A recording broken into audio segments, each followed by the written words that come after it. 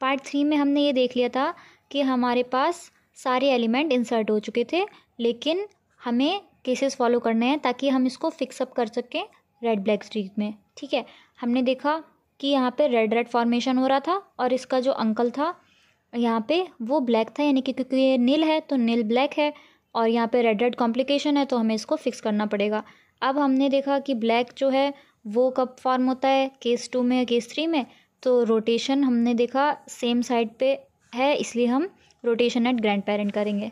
28 यहाँ पे grand parent है और इसमें ये किस तरफ है, लेफ़्ट साइड में राइट रोटेशन। राइट साइड जब अगर तीनों चीज़ें होंगी यानी कि ग्रैंड पेरेंट, पेरेंट और चाइल्ड, तो राइट साइड में होगा तो लेफ़्ट रोटेशन।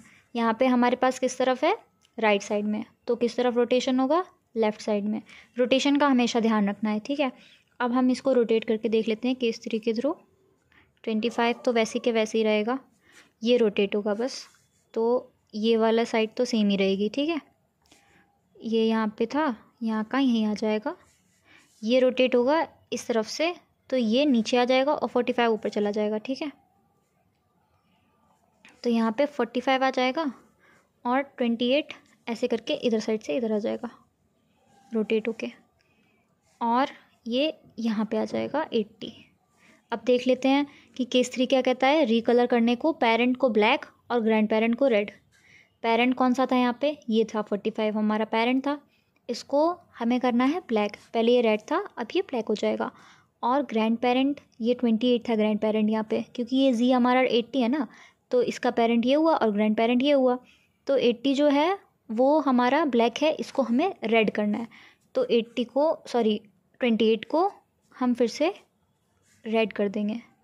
पहले ब्लैक था, अब रेड हो गया। और जो हमारा 80 है उसको तो हम वैसे का वैसे ही रखेंगे। ठीक है, तो यहाँ पे केस 3 फॉलो हो गया। अब हम इसमें देख रहे हैं कि हमारा जो रूल कहता है कि सेम साइड जो, क्या अब ये फिक्स हो चुका है, चेक करते हैं। चेक करने का तरीका क्या है, सेम राइट साइड और लेफ़्ट साइड में बराबर के ब्लैक एलिमेंट्स होने चाहिए। ब्लैक ब्लैक यहाँ पे 2 हैं, इधर साइड भी 2 हैं। ठीक है, तो यानी कि ये फिक्स हो चुका है और हमारे सारे इंसर्शन भी हो चुके हैं। तो यानी कि अब हमने फिक्सअप एल्गोरिदम कंप्लीट कर लिया। हमने देखा कि आर्बिट्री में इंसर्शन कैसे होता है, केसेस देखे, केस 1 कलरिंग का है, केस 2 रोटेशन, केस 3 भी रोटेशन। पर डिफरेंस क्या है, केस 1 में जो हमारा अंकल है वो रेड होता है, केस 2 में अंकल ब्लैक होता है। केस 2 और केस 3 दोनों में